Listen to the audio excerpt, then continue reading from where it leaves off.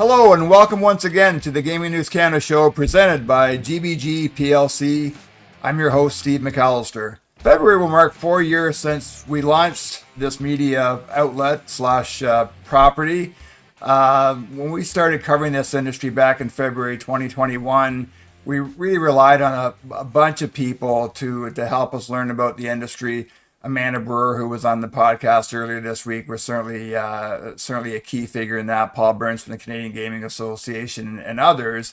But at that time, we also followed people that were covering this industry and journalists who had kind of either been in other sectors of the sports media industry or work in the media industry who had made that transition into the covering the gambling industry. One of those guys was Dave Briggs, who's when we did the old newsletter with the cornucopia of links, Dave's stories were often front and center in the Canadian sections that we did. Dave was with Catena Media for a time, covering not just Ontario but also Pennsylvania and Michigan as the managing editor of PlayPennsylvania.com, PlayMichigan.com.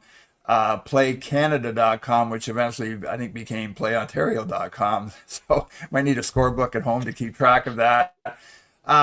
Anyway, Dave became a free agent in the fall. Catena Media had a bunch of layoffs. Something that we've seen in the affiliate business this year, and we're going to talk to Dave about that a little bit later.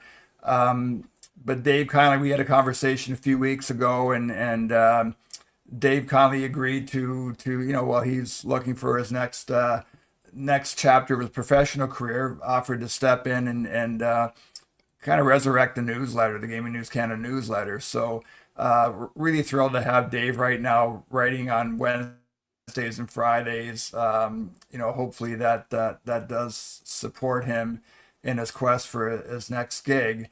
But that said, we're delighted. There's so much to talk about in the industry right now, and Dave's also got a pretty good story to tell as well. So we welcome to the Gaming News Canada show Dave Briggs. And Dave, remind me before we hit the button, you've been here before, but it's been quite since we had you on. So my apologies for that. No, well, thank you for having me at all, and thank you for the opportunity to work with you and work with Gaming News Canada. It's a good fit. I was trying to keep my hand in the business and write about it while I look for the next opportunity. And so I thought, rather than just sit around and apply for jobs, I'll try and do something a little proactive, and the chance to do it for your audience was a great opportunity. So quite happy to do that, and thank you again for the chance. No, it's our pleasure and our honor, Dave. Hey, I want to start. You and I have talked to a lot of people in this industry over the last 4 years. A lot of the people like you and I aren't. We don't go to university and start working in the gambling industry. You see a lot of people, whether it's media or people who move over from the banking industry or techs or engineers, who kind of got their start elsewhere. I guess you might be, kind of had your line a little bit with your background in the horse racing industry, but just quickly for us, Dave, how did you find your way into this into covering this industry? It's a job opportunity story, like many you were talking about there. Out of journalism school at Western, wanted to be a sports writer most of my life, and had done all those things. Sports editor of the high school paper, of the university paper in Windsor before I went on to graduate school at Western. So just loved sports and wanted to write about it. Those opportunities were declining even back then when I was graduating from journalism school. I did do a stint at the Toronto Sun sports department as an internship for a month, and had they were fantastic to me. The folks like Rob Longley, who is still there, were tremendous and gave me stories to cover even back then when I was just a young kid. So that was, I wanted to try and stay in sports, and the job opportunity that was available. I did work in the sports department at the London Free Press for a year and a half on a contract basis with a bunch of other people who were fresh out of journalism school. They had no jobs beyond that. They told us all that at the beginning. That was a great opportunity. And then there was a little magazine called the Canadian Sportsman, published not too far from London in Stratfordville, Ontario, which had its claim to fame was that it was the oldest magazine of any kind in Canada.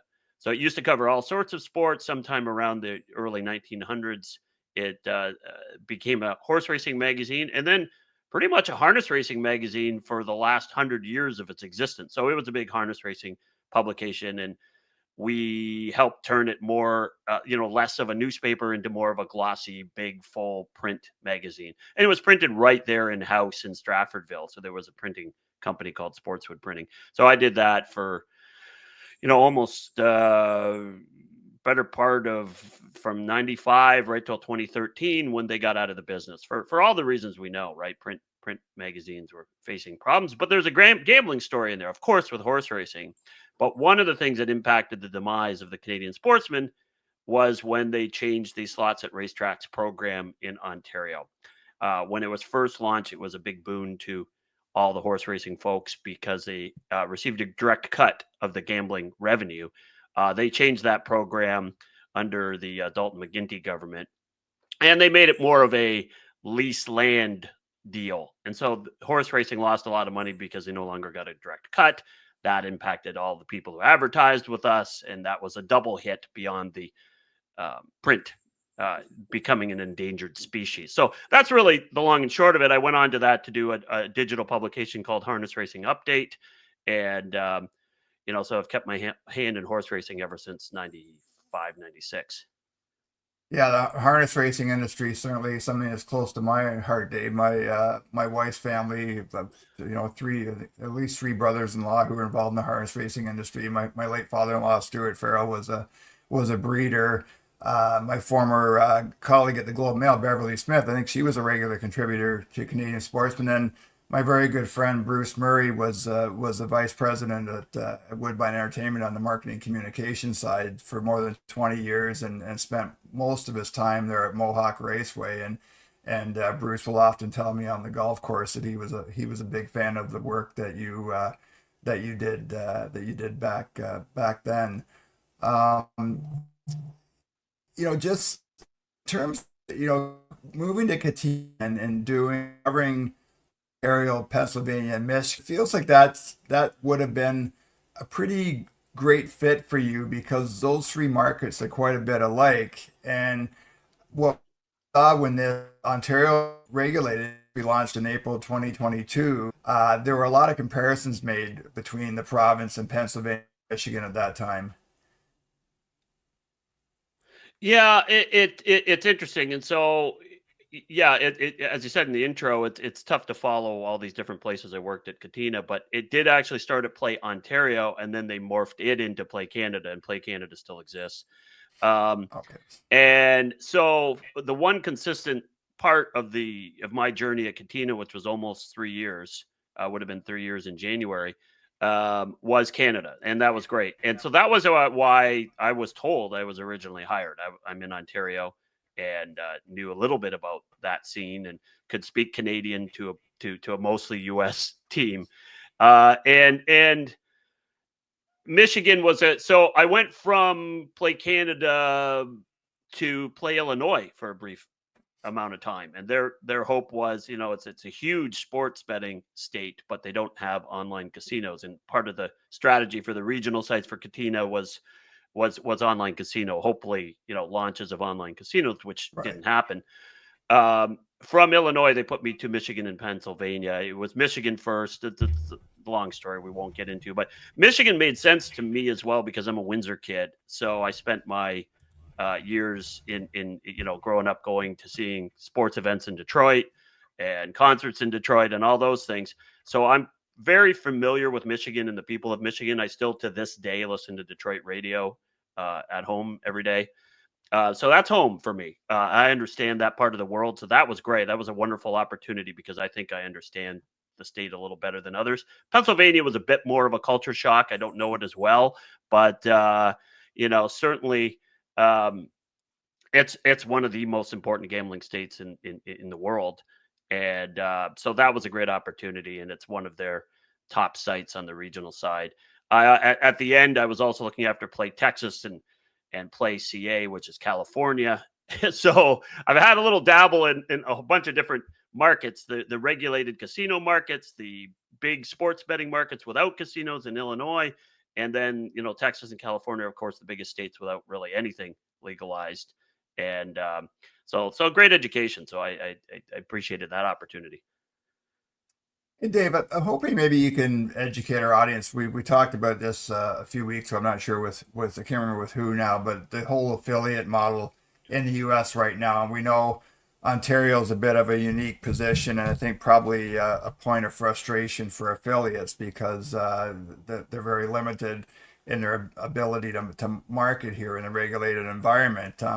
Dustin Gauker had a pretty good piece in his closing line newsletter on Monday about the shifting sands on Google and gambling affiliates right now. And so can you maybe just talk a little bit about what happened, with your job being affected at Catena Media and kind of what the affiliates are wrestling with right now? Oh, it's an extremely tough business, and shout out to Dustin because he was one of the people that hired me at Catena, and I'm a big fan anyway. So beyond that, I think he's one of the bright minds of our industry.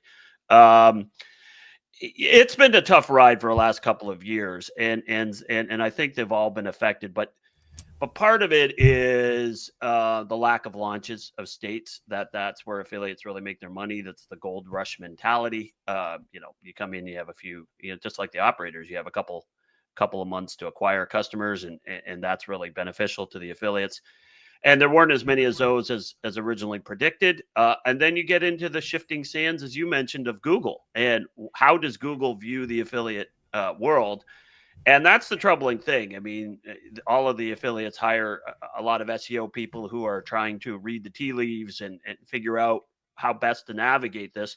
The first hit to a lot of affiliates was Google basically saying if you have media sponsorship deals with legacy major media outlets, so you're providing the content for, in Katena's case, it was the sporting news. There's lots of other great examples of Right. that out there. Um, when Google says that no longer qualifies in our mind as original content for that example, the sporting news, they get punished for it. So those deals quickly became not effective business models for any of the affiliates. And so that was the first round that hurt. The next round that hurt is now there seems to be this sense that Google, this is my interpretation. I'm not an SEO expert. I certainly worked with SEO people. But there seems to be Google leaning more towards authenticity, them trying to figure out what is your original product. Right. We talked a lot about building products at Catena. I'm convinced that all the affiliates are doing the same thing. And where I struggled was, what's the product? The product is the content that you're putting on your site. Unless you're going to open up your own sports book, the product is the content. So how do you do something that is original and of quality and useful to the person at the other end who's searching this stuff out? So, being consumer driven and figuring out how to appeal to them. But Dustin's right. Like it changes all the time. So if all of a sudden what you've been doing, Google says, no, we don't think that's what people are really looking for. So you're going to rank on page 10 now. That's a huge hit to your business. So those are the struggles, is figuring out what does Google want. And also there's an over reliance on Google. And as we see, it makes complete sense in the short term. But as we're seeing with politicians lining up to maybe try and do something about the Google monopoly, that might not be the future. That might 5 years from now going to be Google and 10 other just as good alternatives for searching for information. So it's over reliance on Google. It's Google punishing the affiliates for the content that they provide, which is a shame because it's gambling specific expert information. So whether it's evergreen or the new stuff that people like me were doing, it's good content. It's useful information for people. Whether they think that you're beholden to your affiliate partners too much, and therefore the content isn't as authentic as a mainstream media outlet. I'm guessing that's part of it, but I don't know. It's really, I mean, the media industry is really fighting the same fight as affiliates, Dave. Trying to get people to pay for content, to come to their websites, to use their apps, and so the similarities are striking. And also crosses over, this latest round of layoffs within the affiliate industry has meant that a lot of really talented journalists are available for hire, including yourself, at a time when, and you've written about this a couple of times, one on your Canadian content newsletter 3 or 4 weeks ago, and you got into this again for Gaming News Canada last Friday, and that's on coverage by the mainstream media of this industry. And again, as I've mentioned several times the last few weeks, because of this whole sports betting advertising debate won't go away, is newsrooms are stretched so thin right now. It's interesting. I was watching. My wife and I were watching the local CBC news broadcast in Toronto last Saturday night before the hockey game, and the reporter had been at the PWHL opener at the Ricoh Coliseum and referred to the first quarter of the hockey game. And then I watched another report, again, two young reporters, another report about a Hallmark Christmas movie being made in Brockville, Ontario, where I was born, and talking about Brockville being a small town located east of Ottawa. And, it just really, that those two things stuck out and really reflected, small root newsrooms right now, there not being enough, vetting and copy editing and going through a process to make sure that the most accurate information gets on the air.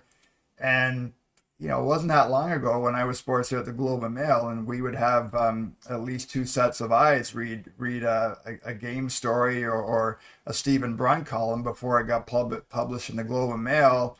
And these days, there's not even a sports desk at the Globe anymore, so you're probably getting a cursory read of a column or a story before it gets put on the website or into the newspaper. So it's a challenging time for the, I think, anybody that is whose business is being affected by Google. Yeah, it's being a print journalist is not an easy go these days. You also have the challenges of the video world, and TikTok has shortened people's attention span down to little smaller and smaller clips and all those things that we're fighting against. It's interesting. I think a lot about the mainstream media and maybe the missed opportunity of the internet. And had they provided the pay model from the very beginning, I think it'd be a very different outcome. But they established many years of, you can get this stuff for free now. It's all on the internet. And then when they asked people to pay for it, they said, but no, it's free. Right. This is, and they didn't understand the old days of, at my house, the two papers came to our house every day, the Globe and Mail and the Windsor Star, and people paid for it, and willingly so, because there was a lot in them. There's a lot of content. And yeah, we, obviously listened to CBC radio and watch TV and got other information sources, but and then it's the funding model is splintered all over the place, and Google impacts that a lot as well because of those videos I just talked about. There's people sponsoring TikTok videos, or they're sponsoring YouTube, or they're sponsoring, it's there not being enough advertising dollars to go around. It's people not understanding they need to pay for these things because journalism is expensive. So it's sad because we now live in a world of misinformation. And so this is troubling, but I understand the companies. How do you can pay all of us, but you're going to pay us relatively well for that experience. And then how do you make that money back when you're facing declining advertising rates and declining subscription rates? It's lots of very, very bright people have tried to solve this problem, and I'm not sure what it is. I can look at something like The Athletic, which is a great concept. I'm not sure how well it does. It just the habits have changed, so it's difficult. Yeah, and the digital media world's just been killed by the fall of the classifieds revenue too, Dave. Like when I started my career here in Kincardine in 1981, the paper where I was hired was undergoing a redesign at the time, and the second section of the newspaper was going to start with classifieds, because back then, the Kincardine News, there were probably every Wednesday there were at least 6 pages of classified ads Fortunately for me, because of my background in sports writing and because that was my first passion, that they end up changing their minds and the redesign. They end up leading with the sports section and putting the classifieds inside the section. But that tells you how relevant the classifieds were back then. And it's funny. My wife and I get we get the Saturday and Sunday Toronto Star delivered to our home, and it's almost like obituaries have become a significant source of revenue now. If you get the Saturday Star, there's often 6 to 10 pages of obituaries, and during COVID, I think that was even a bigger revenue for the Star. But you're right, there are a lot of smart people, still a lot of people in the industry who I have a ton of respect for, and they just haven't been able to come up with that secret formula that's going to allow newspapers and digital media properties to be sustainable through the long term. Hey, I want to switch gears, Dave. There's a couple of stories that I really would like to get into with you here, and one is, before we got together here this morning, the World Health Organization put out an announcement that its latest fact sheet on gambling. They're basically calling for a global ban on sports betting advertising, and I'm sure they're including online gaming advertising as well, which is a big ask. But just quickly, just your thoughts on my 2 cents here, Dave. This is a very complicated world right now. I think obviously we know there are addiction issues around gambling. There's certainly an increase in mental illness. I think social media has had a huge impact on mental illness, especially among children. A lot of pressure, and something that Paul Burns from the Canadian Gaming Association would talk about when we have these conversations about advertising is that the whole boom in social media is a bigger story, and kind of gambling ads are just a piece of that. But just at first glance, just you know how difficult or how big a challenge would it be to put a comprehensive sports betting plan in place internationally? I think it's problematic on a lot of fronts. We live in a world of vices, and we live in a world of govern yourself accordingly. And what we need is to always make responsible gambling, problem gambling initiatives the number one priority. We need to educate people better. I've long talked to friends about, should the high schools do better in grade 9 and have a life skills course? And maybe this should be part of the health, gambling awareness and responsibility should be part of the health course that they all have to take, whichever it is. But I think you could expand it to a life skills course, how to do your taxes, how to, calculate a tip, how to, all these things that we probably were taught, but maybe it's less so. But just how to be responsible with gambling, what this means, and teach them properly early. I think a lot of information should be put there. But as we know, banning the advertising of it doesn't make it go away. It just pushes it to the shadows. And so the advertising gives you an opportunity, like we see in Ontario, to talk responsible gambling and to talk about the tools that, the WHO talked about the tools that should be mandatory. I think we're seeing some of those things are true in Ontario. They're working on a universal self-exclusion product. I wish it had been there at the beginning. I think that would have helped a lot of people. But if we get there, that's still better than it was. So all of these things, yes. Somehow there needs to be more emphasis on using these tools to limit play. Somehow there needs to be more education. So if you just don't talk about it, it pushes it to the shadows, and then you're even more likely to have people get into problematic behavior with illegal sites that aren't as interested or aren't regulated to control your play and may encourage you to play more than you should. So these are the things that, it's really simplistic. Where they've had these conversations in the tobacco industry, they've had these conversations in the alcohol industry. There's still, do I think they should be heavily regulated in terms of how much advertising there can be and what you can advertise? Yes, because there's a harm to people who are underage. And so we don't want to develop that. It's a tough subject, but to simply say, let's ban advertising globally and that'll make the problem go away is extremely simplistic.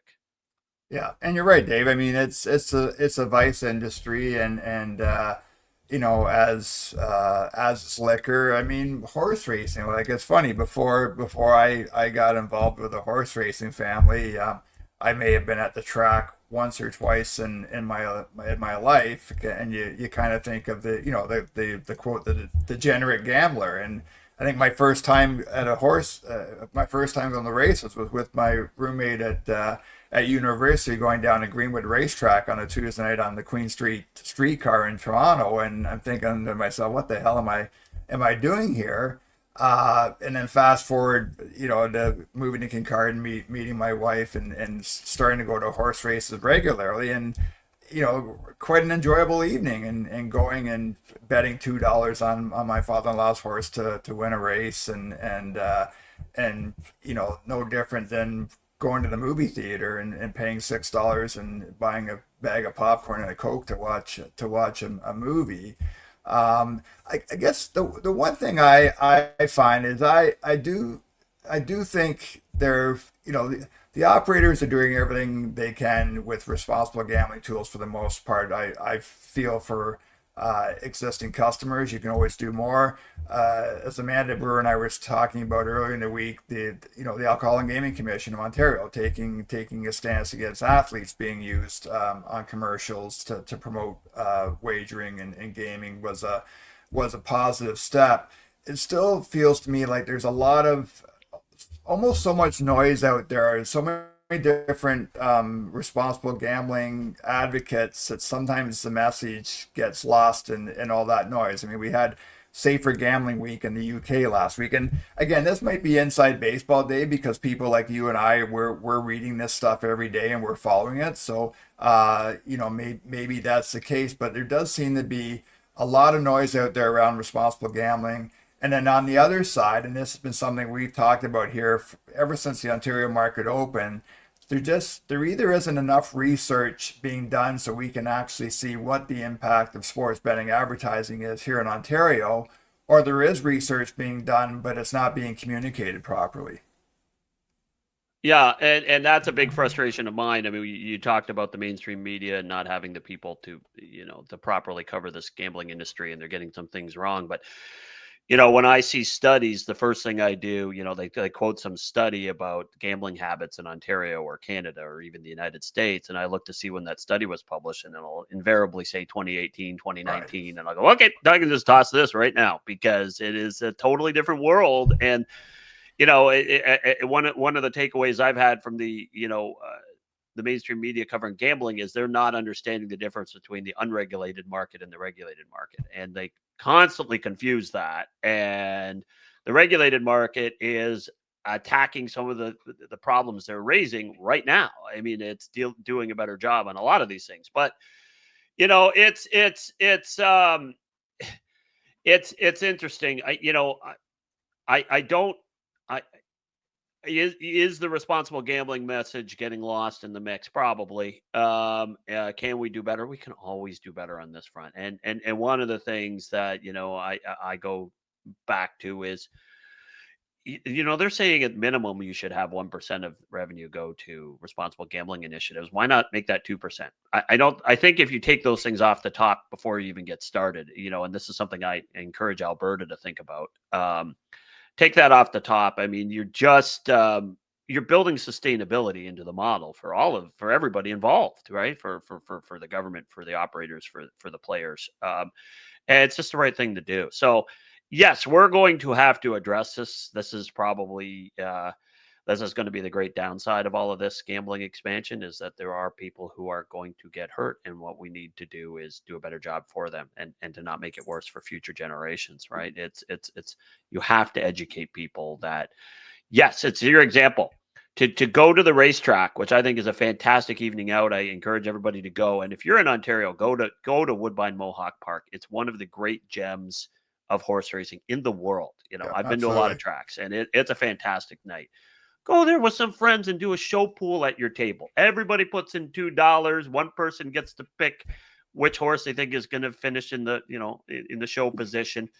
You're not spending very much money. You're spending a lot less than you would to go out and have a steak dinner. You're spending a lot less than you would to go to the movies you mentioned, to go to a concert, to go to a Leafs game. Oh my goodness, that's an expensive night out. You can go have some fun and watch some horses, and in a great environment, in a beautiful facility. So in sports betting, it's the same thing. If you want to put $5 down on the Michigan Wolverines to pull an upset on Ohio State, that can be fun, but it's just keeping it in control and understanding. Do it to the level of fun, and don't do it to enrich yourself or to hit that jackpot. And this is where parlay betting is problematic in the industry. Pushing that too strongly is going to hurt a lot of people. The Douglas Ford government's spending millions of dollars right now on this new advertising campaign to tout that Ontario is a good neighbor to the U.S. in light of Donald Trump's tariff threat. And one criticism I've had of the provincial government is this regulated industry. I mean, you have 51 operators plus OLG.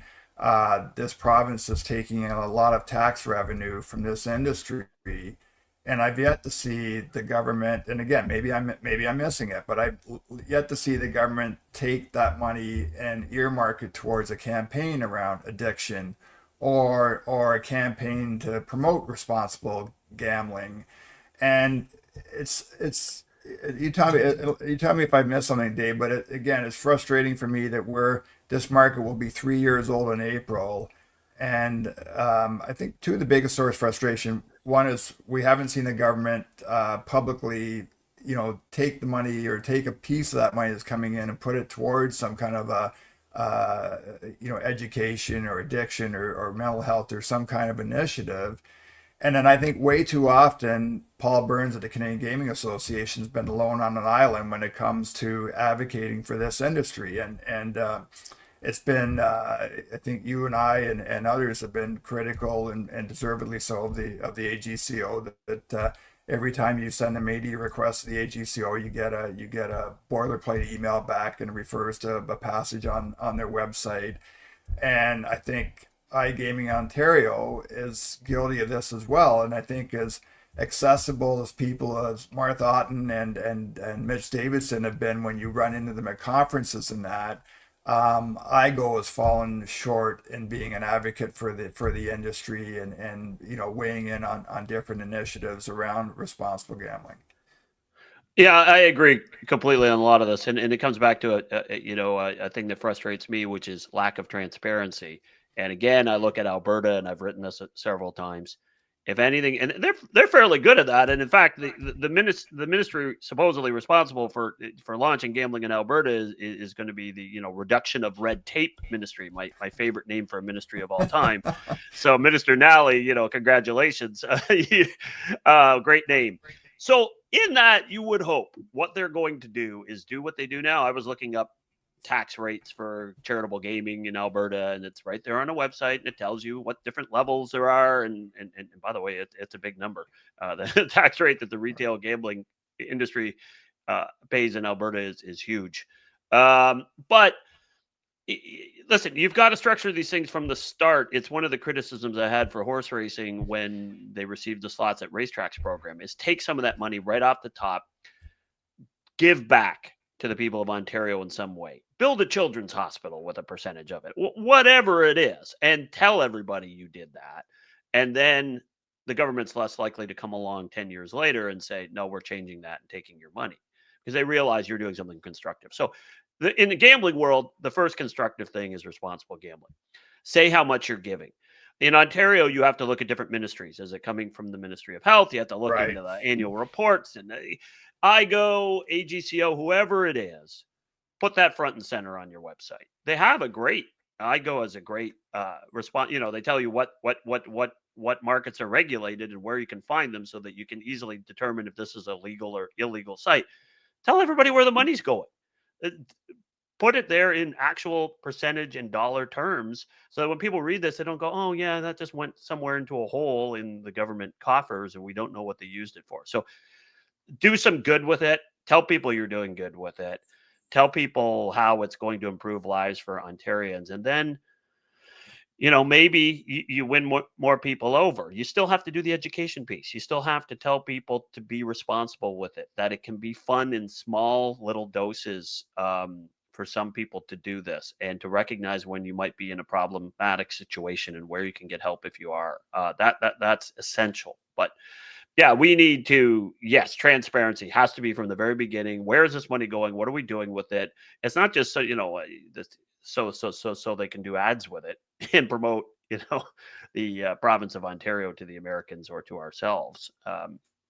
So anyway, yeah, it's just a transparency issue. Governments have to, and it's the same way with the reporting on how the operators, we get no Right. reporting in Ontario on how the operators are doing. That's common. I mean, you talked about my experience with the United States. They Right. do it so much better.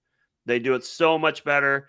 Michigan is great. They break it down. You get the Detroit casino separate from the online operators. You get exactly how much FanDuel took in handle and what the revenue was, and it's all right there in black and white. So I think that's part of essential transparency, so you sustain your industry.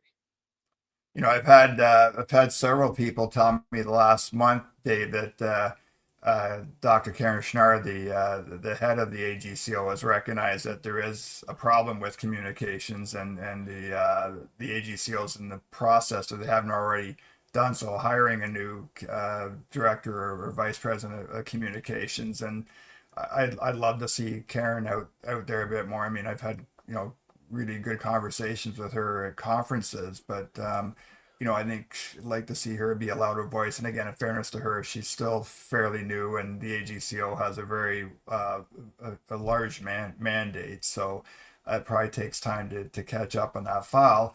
And then IGO also has a great opportunity with the new president and CEO coming in, which will probably be announced. Amanda Brewer, I think, mentioned March or April that she figures when she was on the podcast this week. And again, I think Martha Otten, her mandate was to get this industry up and running in Ontario in a very short period of time, and mission accomplished on that. And again, I just think it's with and also the fact that now the AGCO and IGO have been separated and are going to be two unique identities. There's a time for a reset here, and to get it right on the communication side, and to give the Canadian Gaming Association a bit more support, and helping provide that transparency to which you mentioned. The other thing I just mentioned. It's Go ahead, Dave. Ontario's been wildly successful, Steve. Like we all know how successful it's been. They've done a lot of things right. Tell that story. Tell everybody that story, and they're reluctant to even do that where it's been successful. I've reached out to them about, well, clearly you have done well at drawing the former gray market operators into the regulated market. That's a fantastic story. That was one of the goals of regulating this market in Ontario, was to take people, to protect customers, to protect the consumers of Ontario, to have them gamble on a legal regulated site. There's some oversight. So when you draw 83, 84, 85% of those former gray market operators over to the regulated market, you should be telling every newspaper that. And it's fine for them not to talk to a smaller website, but when they're reluctant to do it with, the CBC or with the Globe and Mail or the Toronto Star, that's a missed opportunity. It's a missed opportunity to say the good you're doing. And at the same time, know what your numbers are. This is how much money goes to problem gambling. This is how much goes to making sure we're putting responsible messaging out there. The OLG does a very good job of that, of saying what their responsible gambling program is doing, accomplishing, where it's going. You just expand that, right? It just make that, tell people that this can be a very successful industry, where you just have to put some guardrails on it to protect people as best you can. And we already talked about it. We're a world full of vices. We all have to learn how to govern ourselves accordingly. You have to learn how to navigate these things and stay away from things that are problematic for you. So teach people. Hey, Dave, the last thing on this, and with regards to responsible gambling, I mean, the best the best message I've still seen from a celebrity figure is Caesars had the Manning family as ambassadors when I first started covering this industry. And they had, I think it was Archie, Eli, and Peyton did like a 45-second commercial, just a serious looking at a camera and talking about gambling responsibly. And it just, that was, um, maybe it's because I was new to the industry at the time, but to me, it was a really simple, poignant message that had an impact. And these operators now, and we still have brand ambassadors out there, and then of course you and I, because of where we live, we see the commercials in the U.S. But wouldn't it be great to see Jamie Foxx get in front of a camera and talk about betting responsibly, or Kevin Hart getting in front of a camera and talking about betting responsibly, Connor McDavid getting in front of a camera and just talking about betting responsibly, or even the media networks where we do know there are some high profile broadcasters and commentators who bet to deliver that message in a serious way as well. Do you not think that might have some impact? I do. And so then we have to, it was interesting that you brought up Connor McDavid, and I never in a million years thought BetMGM would pivot when the Ontario restrictions came that you couldn't use celebrities unless they were doing responsible gambling ad. And they exactly did that with Connor McDavid. Now, is he speaking directly to you in a simplified, poignant way? Hey, we all need to be responsible with this. You can get in a lot of trouble, and let's keep it fun. And here's some tools. And yeah, that would be better. But I still think him speaking to the issue is an improvement over what we Yes. had before it. So Yep. that we're getting there.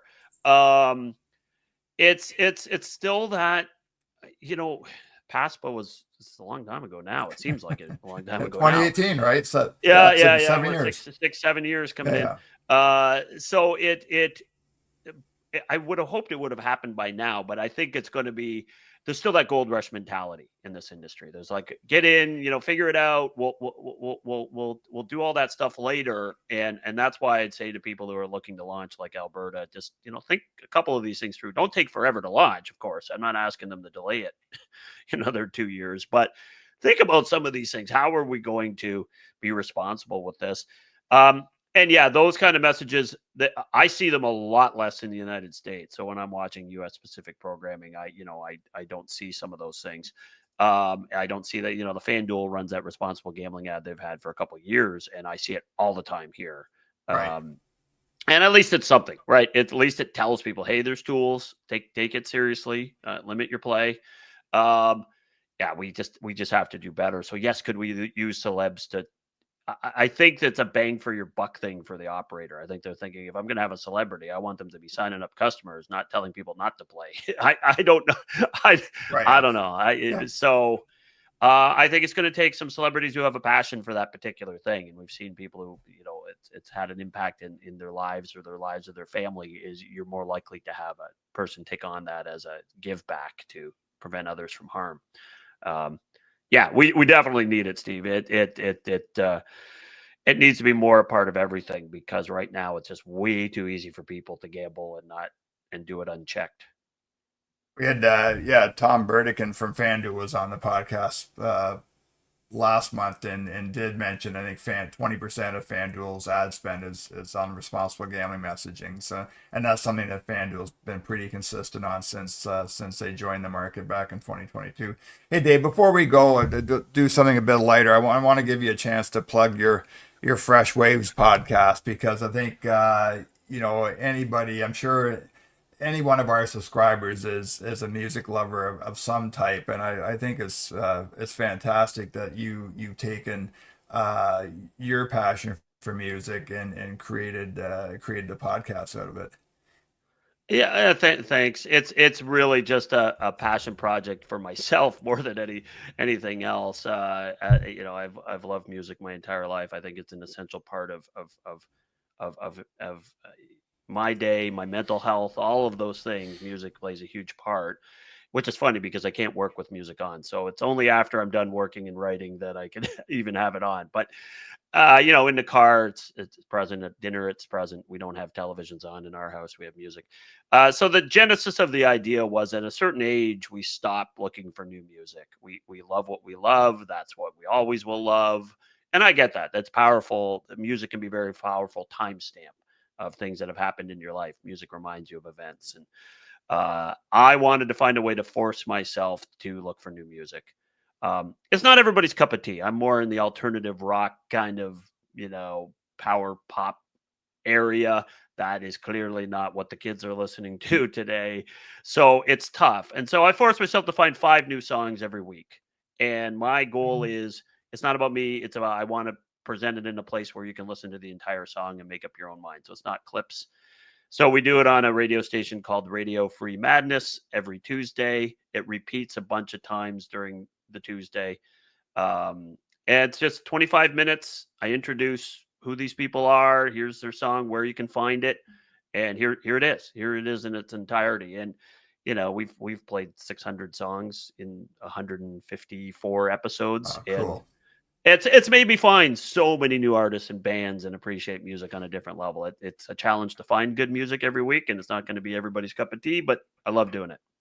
Yeah, and it's funny, the old 32 Thoughts podcast with Elliot Friedman and Jeff Merrick. To me, one of the highlights of the show was the end where they would, again, doing what you do, Dave, find a piece of music from an artist that we might not know, or someone who, is maybe a little bit known but has a new album out. It was just a great way to profile some new talent, and there's so much music talent, especially in our country.